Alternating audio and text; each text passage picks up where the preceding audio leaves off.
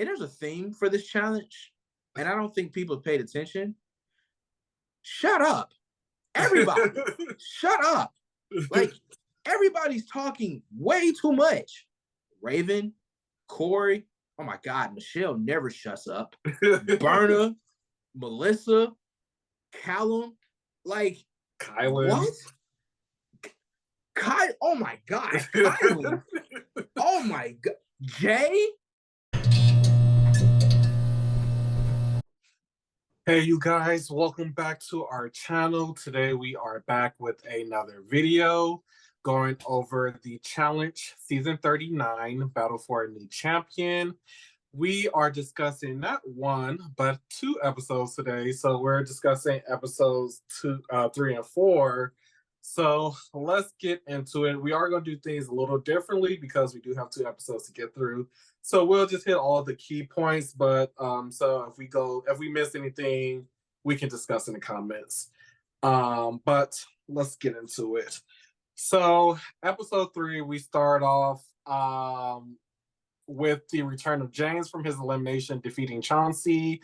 And the main thing that happens in the first half of the episode is everyone is a little skeptical of Raven because she's making all these questionable decisions, going against their alliance. They said that she fought too hard for Chauncey, that she's playing a messy social and political game, which is true.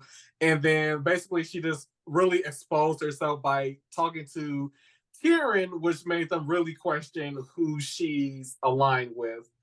So yeah, I guess we can start there. Granted, she is playing a messy game. I don't think she was in the wrong, because clearly y'all not rocking with me to begin with.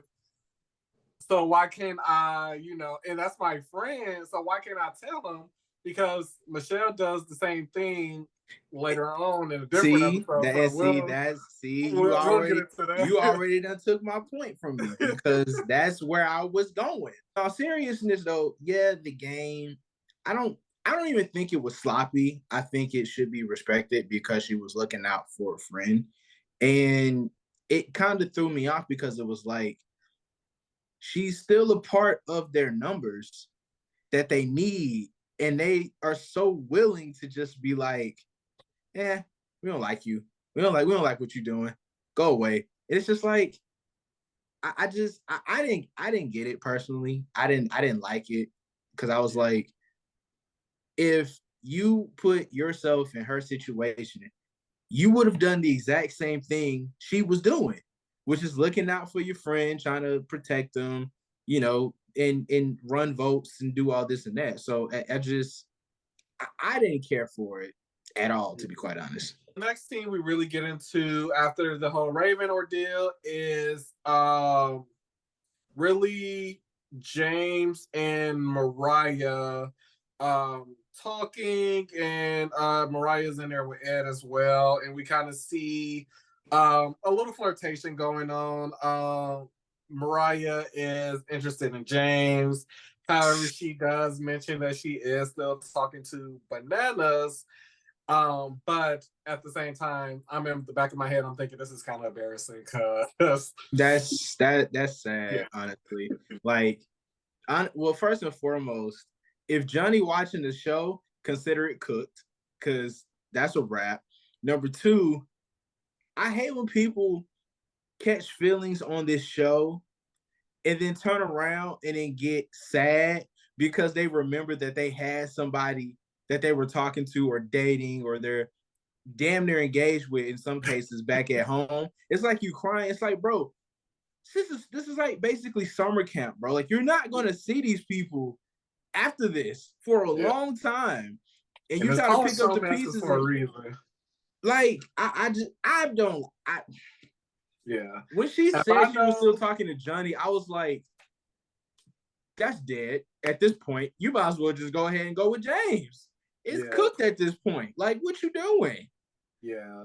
I don't understand how people, one, you coming into the house, the fact that you're flirting to begin with shows that you don't care about the other person. You don't. I mean, granted, you can care about them, but you don't really care about them.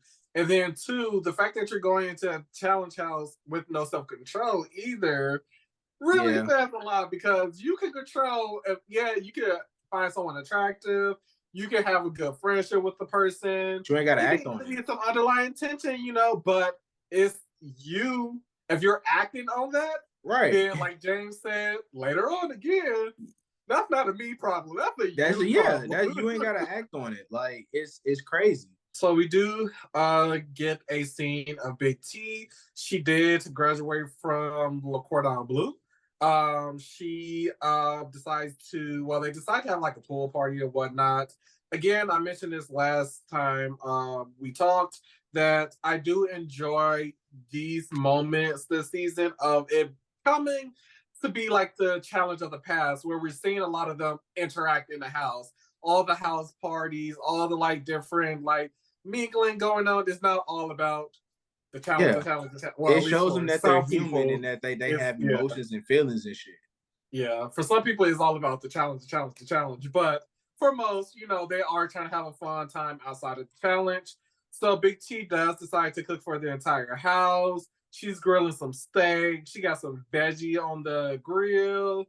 So this was a nice moment, and everyone is having fun, which leads us into our next scene where there's a little altercation. Not even an altercation. Everyone's in the pool enjoying themselves. Well, the jacuzzi, I should say. Enjoying themselves. And Berna is dancing. The liquor is flowing. She's feeling herself. And she happens to notice Melissa and Big T looking in her direction. I will say her direction. Laughing and, whispering to each other. So Berna believes that they are talking about her. And to Berna's defense, she does go to Melissa and say, I'm not saying that you're bullying me, but I felt like you guys were talking about me. And, she kept saying that I'm not trying to yell. I don't want to have a conversation. I'm just telling you how I feel. And then Melissa is a little triggered by this because she states that, she grew up being bullied, being beat up, having to move schools and all of that. So by Berna using the word bully, although it was lost in translation, or I guess Berna's translation of the word isn't the same. Melissa goes off and, things start to get a little heated. I think when somebody's been bullied and then they call you a bully, I mean, it's only a natural reaction to react the way that you did. I feel like Berna probably could have just took that situation. I think it was good that she did approach Melissa on it. I feel like that was a good thing to do. I feel like if you were drinking and you did that, that may have been a conversation for you to pull her aside the next morning and talk about that, if you could even remember it. But I don't think it was the best idea to do it drunk and with a bunch of people around. But I also don't think Melissa should have reacted the way that she did. Now, granted, it's okay to feel triggered, but you can't act on it. And the way that she acted on it made it seem like you're being OD super defensive. So it's like, were you actually, on some bullshit?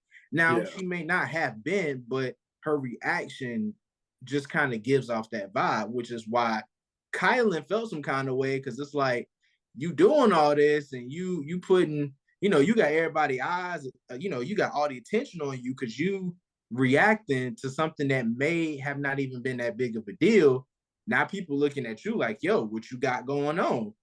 And somebody said it, that was like, the last thing you want to do in a challenge house is be drunk and the loudest person in an argument. Like, that automatically paints a target on your back. Yeah, I feel like this could have been a conversation when they're sober, so she can really, like they did later on in the episode, we'll get to that, where she explains that she wasn't saying she was bullying her. She just felt like they were talking about her, and if that's not the case, she just wanted that clarification, and I think it would have been fine. And Melissa would have just been like, that's not the case. We weren't bullying you. We weren't even talking about you. I think Brandon would have been like, okay, cool. I just felt this way. I just wanted to tell you. Like she said, I just wanted to tell you so I could get it off my chest because I'm not trying to react because I'm trying to show growth that I'm not all about, taking things personal and getting heated. So we get to today's daily challenge where it's basically, the challenge is called Control Tower. So the players must divide themselves to get into buggies with each. So there's basically 8 buggies. Each buggy must have a driver and a passenger. And I will say, if you have people not doing anything, you need to restructure this challenge. Like, I understand this is a group challenge, but there's no way we need a passenger. Like, have something else for them to do. Make the puzzles longer. Give them a buggy. The point of the passengers was supposed to be they would get out the car more often than what they did, but they didn't even have to, based on how they set the parameters for the challenge itself. The passengers were supposed to do more, but they never did. Yeah. So, like we said, they are each in the buggies. One would be the driver, and one would be the passenger. The other contenders must solve a math equation. Then, from the control tower, direct the buggy drivers to the correct positions to replicate the equation. So each buggy has a number 1 through 8, which matches what the equation is. And again, they must fully replicate the equation. And then like you said, any rearrangement the passengers must do. And they must complete this process 4 times. Each equation is worth $10,000. And if they complete it, they get another 10K. So it's another 50K altogether. And they also have 30 minutes to do this. Again, the challenge was cute. However, it was too much of nothing being done. I don't like them just sitting around. Like, half of the challenge was them sitting around. Most just of waiting them to be told where to go. I feel like when I initially saw it, I thought that they would have more math equations. Yeah. Or you would have more people working on said equations. Like, it was just Kylan and Ed and then Jay for like one problem. Like, it was literally just them. And I ain't gonna hold you. That's a lot of pressure. And I'm a math whiz. I love math. But realistically, if Kylan and Ed don't do anything right, everybody's screwed. Yeah. Like, immediately screwed if they screw up. Like, that is the toughest thing. The rest of the girls and Jay, who was up in the control booth, just acting like they were telling people what to do. Michelle's the only one with the goddamn bullhorn. Yeah. She's the only one that they can really hear. Yeah. Like, they weren't doing anything either, in addition to the passengers, who Horacio was talking about being a translator for Ooey Ooey, and I'm like, bro, what? What do you mean a translator? Michelle speaks English. She has a bullhorn. All you're doing is driving. This is point. No, the translator was for Huey because she doesn't speak English. But that's the problem. Like, she's not doing anything. All you do is point.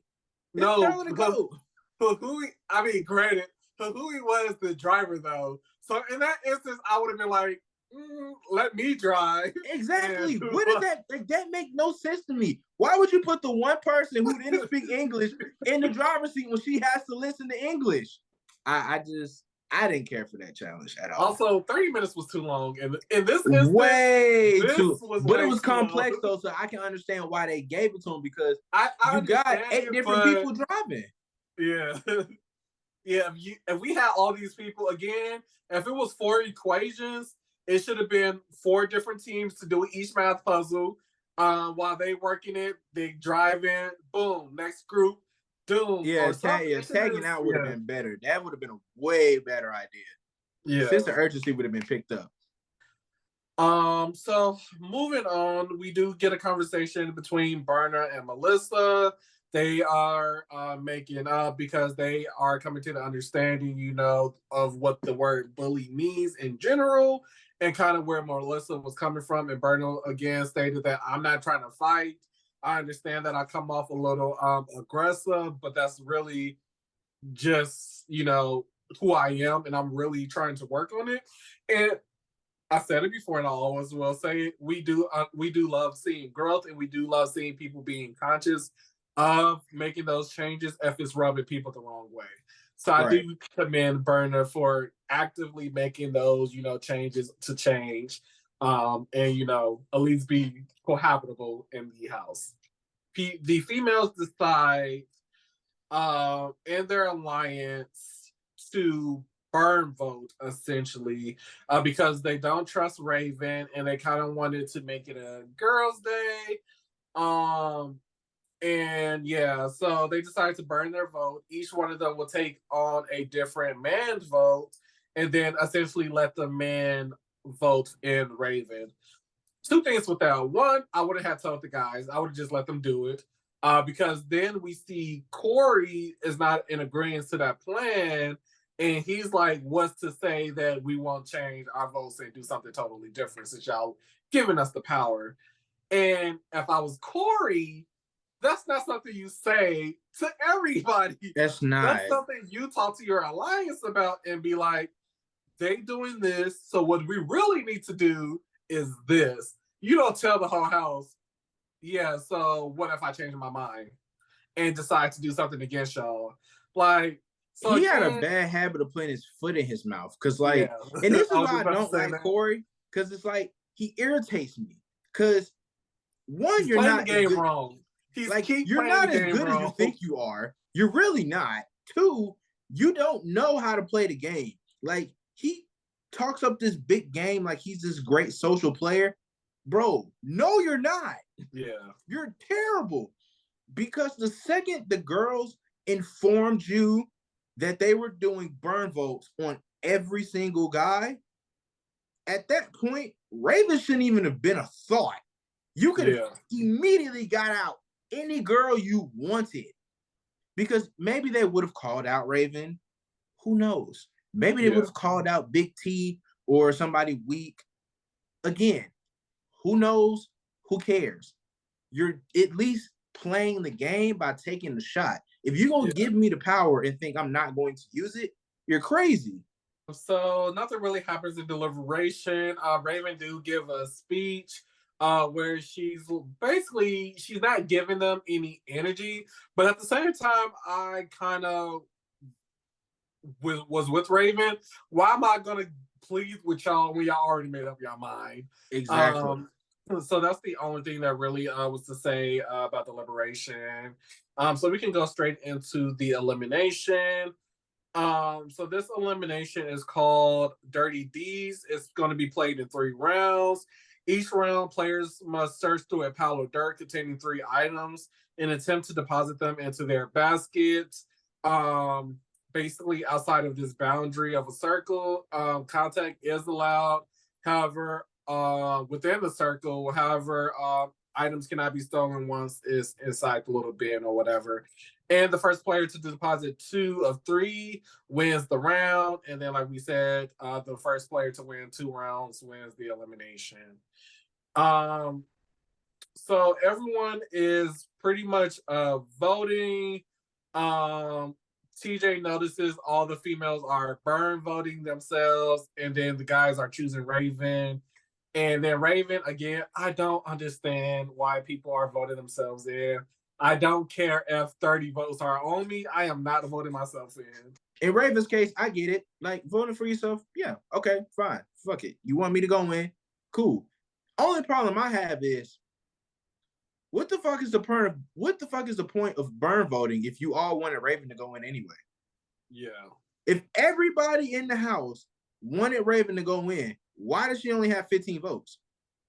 That part didn't make, like, that literally made no sense to me. I was perfectly fine with it. If it's a girls' day, it's a girls' day. Cool. But if every single person vote, if every single guy voted for Raven and all the girls were on the board on both sides, what sense did it make to not just throw all 22 or 21 votes on Raven? Like, what sense did it not make? Yeah. Like, I personally didn't get it, because at the end of the day, she gonna pick who she want to pick anyway. Yeah. So going home off of a burn vote is crazy. Yeah. So Raven decides to choose Huhui because she was basically trying to mend fences with the Ride or Die Alliance that don't really rock with her to begin with. And that's another thing I hate about this season, that these people are trying to kiss ass with people who clearly don't like you. Why are you trying to be a part of an alliance who is okay with? They don't like you, bro. They don't like you. It's still early in the game. It's okay to pivot and start another alliance. You already cool with Karen, so if the Ride or Die U.S. alliance don't want you, switch over to UK. People be afraid, bro. Like, I don't like how people come on this show and they just immediately kiss ass with the people who've been there before. When it's like, most of you guys have not been here before. Yeah. And the ones who have been here, you guys are losers. You all suck. That's why you're here now. So basically in the first round, Raven wasn't really playing with any strategy. Horacio was speaking to Huhui in Spanish, telling her, rapido. Like, this is what you need to be doing. To be honest, I did want Huhui to win just because, but also Huhui wasn't really giving the fight I think that she could have to like really stay. Right. So I believe she won the first round, but after that, she got pretty much Raven. Raven was kicking her ass. Yeah, and then I also don't like that the puzzle pieces were like right in the middle. Like, again, y'all have this whole field, spread it out, make them do like some work, put some tires in there, like make them move some stuff. Like, I like eliminations where they actually put it in the work. I need to see them gassed out. They going soft this season is soft, man. Yeah, because why are you putting it? Because it seems like all three people were literally right on top. They were in the same exact spot, buried right on top of each other. It's soft. Yeah. So Mariah was the only one shouting for Raven, and basically Huhui leaves, and that was that. That episode was terrible. Yeah. I ain't gonna hold you, man. 3 episodes in, I was like, yo, this season sucks. I was like, this season is terrible. Like, there's barely anybody likable on the show. And then the people that you do like, they suck at the game. So it's like they days are numbered at this point, and it's just like, you want them to be successful, but it's just like, man, I can't even watch half this stuff, man, because it's just like, what are we doing here? Yeah, but let's get into this next episode. So Raven is back. She's like, I'm back with the girls. Hope everyone loves me again. I hope I prove that I'm trustworthy. Like, you don't have to prove nothing. It's your game. If you want to play the way you want to play, stand in that shit and go about your day, because they're gonna find another reason to throw you in. It's an individual game at the end of the day. Who the fuck are you proving anything to? Yeah, it's an individual game. Like, we're not on teams. You're not proving anything to anybody. So I don't even understand that concept of going and prove yourself. Who are we proving it to? Yeah. It's not gonna change nothing. Yeah, so this episode we get straight into the challenge. It is called Under Control. The group must swim to 25 buoys in the water, collect puzzle pieces submerged at varying depths below, and use them to solve 5 puzzles located on a floating little thing. Each member must collect at least 1 puzzle piece. I thought each of them had to collect their own puzzle piece, but we'll get into that. Or wait.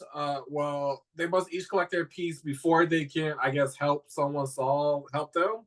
Right. But Yeah, so they must take their piece to the podium before they even can swim back, and then one of them or four of them will have to go again because it's 25 and there's only 21 of them, and each this must be completed in 15 minutes. 5,000 will be added to the pot for each puzzle.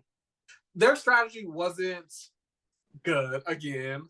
No, because I don't know why they didn't see. Okay, we need to check these depths.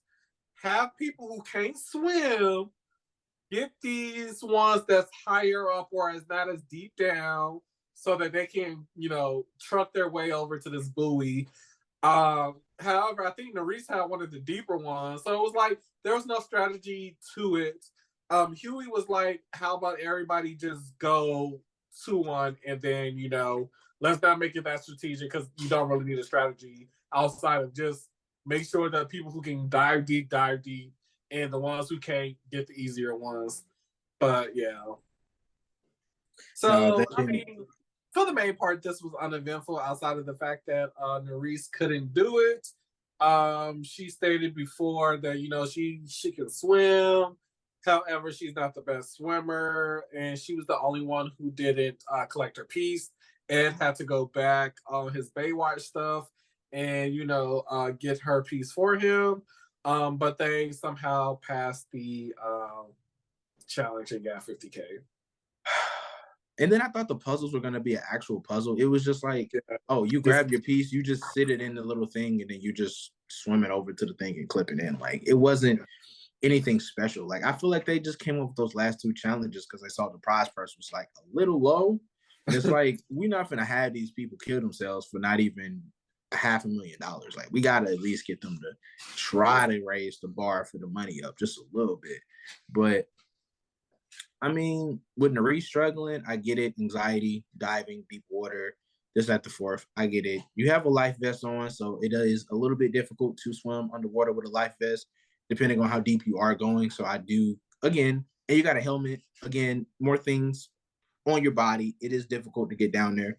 Strategy is a little difficult. Goggles all over the place. I get it. It's difficult. So, but outside of that, I mean, there was no strategy. There was nothing to it. Like, it was just, hey, we got 15 minutes. And I'm going to be honest, I feel like they didn't get it done in 15 minutes. I feel like it took longer. I feel like they just gave them money. Like, I feel they said they got it done with 3 seconds left. Nah, they didn't get it done with 3 seconds left. That's cap. I'm calling cap on that one. But yeah. I do want to shout out Ed because both of these episodes, he was the true MVP, helping his team out. So the next thing we have is the coming out party. So Big T decides to. I get people, wanting to come out, all that jazz, whatever the case may be. However, I never understand why people decide to come out on TV and they be like, well, when I go back home, hopefully my people love me. Like, you just bombarded, not even bombarded. If I'm watching you, supporting you on TV, that you felt like, I don't know, because I feel like it's a double-edged sword. Like, if you feel like you can tell this in front of people that you don't even know, thousands of people, but you can't tell me, your family, I will feel some type of way. Like, that you can't trust me enough to be like, before I go, I'm gay. All right, see you in a couple of months. Yeah, I thought it was interesting that she talked about her relationships, she talked about, her feelings and everything. And I thought it was good that they I feel like, in a way, like they gave her a platform to really, be comfortable, come out and, support and everything. And I think that was great. And, I support that for her. I support the movement. And I'm glad that people are going to be open regardless. Cause this national television, you're not going to be like, nah, fuck all well, that. At least now they are. A couple of years back. That's what I'm saying. But that's what I'm saying. Like, nowadays, like we in a different place now. People aren't going to be doing that. So yeah, I think it is. But I also do look at it as kind of like, did you at least tell your folks? She said no. She said literally. I would feel some type of way like if I didn't hear from you for a few weeks because you told me you was going on the show, and then like you didn't tell me when you got back home, and then I see it on the show that that's what you got. Like, yeah, I would feel some type of way. Like, damn, like you couldn't, like, you think I would judge you or feel some type of way about that? Like, that's kind of crazy. But I mean, I'm gonna still support you no matter what, though. Yeah. Also, it was nice seeing Asaf and Emmanuel dressing up in drag, and also, Asaf saying, love is love. I'll support anybody, regardless of gender, race, sex, sexuality. Everybody deserves to be loved, which was sweet. And how he supports Corey. So we do get a moment where everybody decides to play a game of, who's more likely to. And I'm not gonna say Huey was being messy, but he does pose the question, who's most likely, to cheat on someone back home or something like that, I think, or something in that zone. And instantly Callum is like, what you doing, bro? Like, why are you trying to, why are you turning this into something that is not, feeling very guilty. And then the producers are also shady because you're in the confessionals interviewing this man about his girlfriend. Man, yet you're letting someone, like, you're enabling him to cheat. Let me tell you something. I get it, he's a grown man, but at the same time, I was watching the show on my Nintendo Switch. I about threw that motherfucker. So we do get another scene of Mariah and James where Mariah is like, Bananas and I've been dating for a year. And I like him. However, James makes me feel the fanny flutters, and it's just so effortlessly. And they cuddle up, and then she feels guilty about it in the morning. She's talking to Nerese, and she's like, I really do like Bananas, but I might not really like him because, first of all, he's way older than you. If you're dancing in his 40s, you still in your early 20s, sweetie. That's not gonna happen. That man is not focused on you or at all. He got his own career now. He got a real job for the first time in his life. That man is not focused on you at all, sweetie. Just move on. Go ahead. And James not gonna love you either because he got to go back to the UK at some point. And so I'm pretty sure and you ain't finna pay them interest rates to talk on the phone with him all night. That shit dead. That shit dead. So go be free. Yeah. I do think James were right when to say that I'm single at the end of the day. I can flirt with whoever I want to because I am single. I don't have anybody back home. You do. You're making the conscious choice to flirt with me. So again, that is not my problem. He don't owe Bananas nothing. He don't owe anybody anything. He can do what he wants.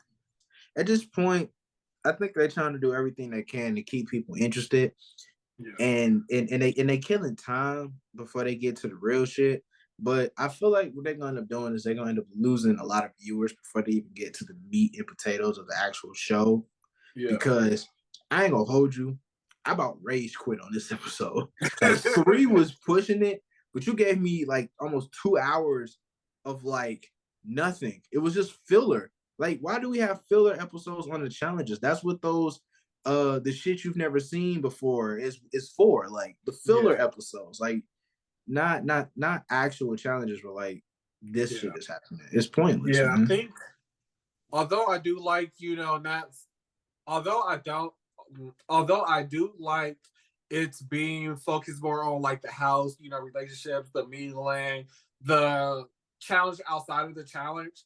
However, one, you don't need 90 minutes for that. Save the 90-minute episodes, one, for the final, but 2, for when it's only like maybe, not even when it's 6 people. Save the 90-minute episodes for the challenge, the finals, like maybe when it's like top 10 or something where you don't have too many moving pieces. Or if you're going to do the 90 minutes early on, make it 90 minutes worth of something. Like, give us the substance. Like, we need bad guys again. I need people who actually have legitimate problems with each other. Like, and I feel like when Johnny and Wes started getting along, that's when kind of like everything kind of just went by the wayside. Because like even Josh himself tried to start something with Wes. That didn't work. And then like And then like you've had these situations where like people are afraid to talk, like people are legitimately afraid of CT. And like someone like Darrell who used to provoke fear in niggas because he's a boxer and stuff like that. Like we've seen this man get beat in elimination. So it's like that fear of like, oh, I don't want to go against Darrell is like it's not there anymore. So that leads us into deliberation where Corey is saying how one, they decide to do a lemon squeeze and be like, tell us why you want to be here and like why you're worth having. And of course, everybody, I don't know why they did this because of course everybody's gonna be like, I'm the best. That was stupid. Yeah. If anything, they should have been like, who do you think brings out of the guys, who do you think is the worst, or whatever the case may be, if you're trying to save yourself. But so Corey talks about how he has empathy and he supports people, but in the same breath, you're the main one trying to backstab, and you're saying that you even know you're two-faced. Like, pick, like, if you're going to be a bad guy, stand in there and like be a bad guy. Don't talk about how you're empathetic and you want to help everybody and you want to love everybody and support everybody. You can't be both. You can't be a bad guy and love. No, we don't do you cannot.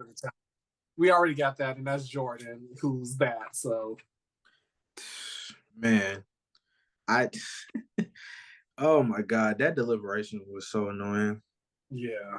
And then we also see them, say, well, James says, Huey, your name has been floated around, and Huey's a little thrown by that because he feel like people don't put respect on his name.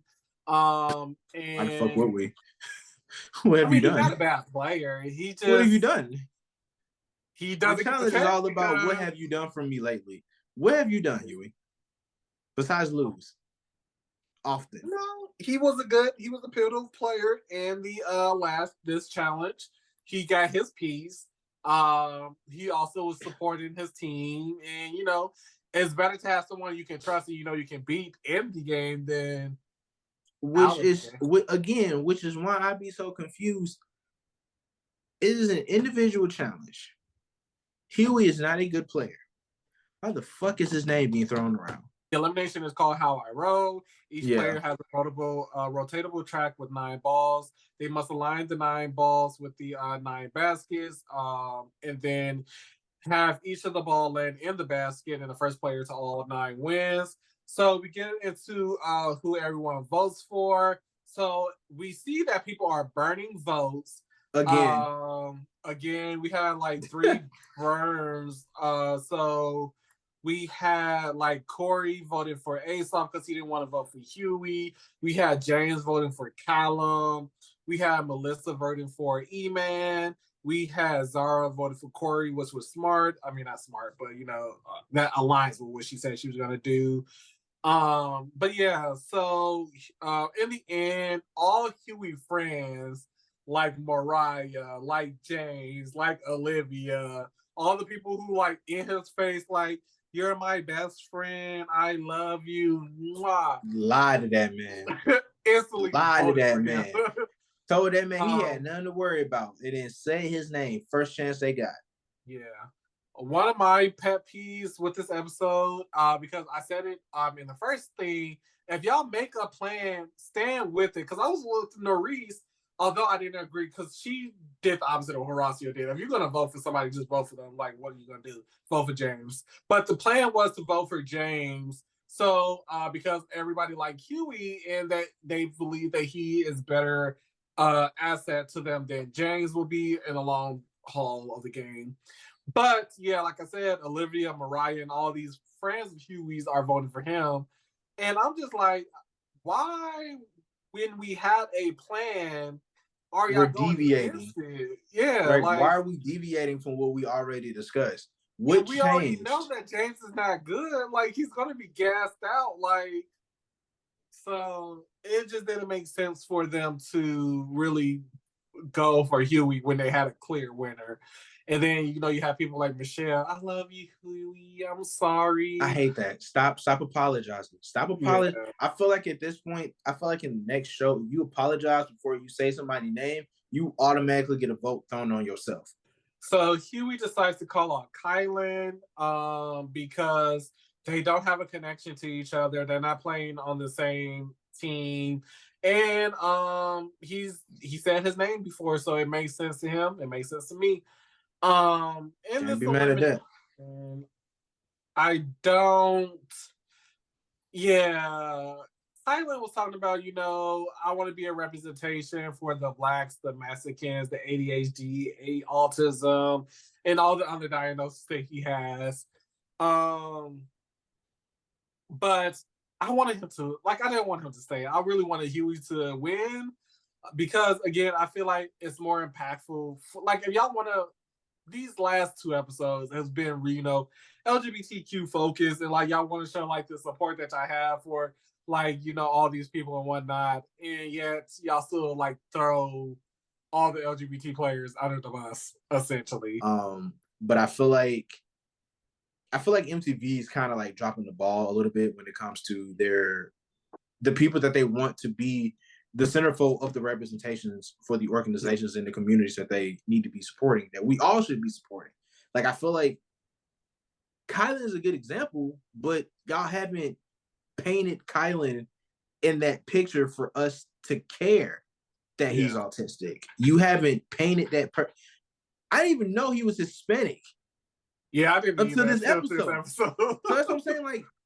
Y'all want us to care clearly because you're highlighting it, and we, as the same way that y'all gave Jordan a platform for his disability, y'all should be moving the same exact way for Kylan and his mental disability. Well, I don't want to say disability, but his mental diagnosis of autism, and the same way that you gave Jordan a platform for his diagnosis and his disability, the same way, if you want to highlight the LGBTQ community, do that. Yeah. Give us those episodes. Really dive in. Don't just give us a segment. Show us the confessionals. Give them stories. Let the people who you want to highlight be the confessionals who basically tell the story of the episode. Yeah. Because at least we get to talk to them. We get to see them. So it makes more sense that way. I just feel like they want people to be that, they want to find those people to be new staples of the show, because everybody else who we grew up with watching is old. They have families, and they don't want to do reality television. But yeah, so in the end, nothing really happened with this elimination. Huey did have a stumble. Kylan was frazzled a bit, but in the end, Kylan is the winner, sending Huey home. So yeah, it was the most uneventful elimination I've seen all season, probably for a good little while, to be quite honest with you. Again, it's just them taking a ball and rolling it into containers on the ground in sand. Yeah. That's it. There's nothing. There was no learning curve or nothing. It's either you push it too hard or you push it too soft. That's it. There was nothing to it. And again, I just feel like they've been very soft with the challenges. I don't get it. So unfortunately, or fortunately, Huey is gone. So we are getting into the chaos phase next episode, I believe, because it was only 14 hours on the clock. So I'm pretty sure 14 hours is going to be the elimination. And I also think the first one up is CT. So we'll see how that goes, because if y'all going against CT, y'all might as well pack your bags now. Absolutely. But let's get into our fantasy draft. First up, we have in first place, we have me. From third place to second place, we have Savon. You still have all your team. Episode 3, your big person was Raven for that episode. So you end episode 4 with 888 points. Nice.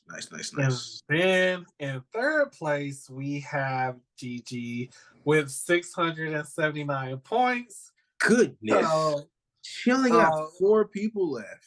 Yeah. So unfortunately, she lost 2 people with these episodes. But that is it for our review and recap of episodes 3 and 4 of the Challenge Battle for a New Champion.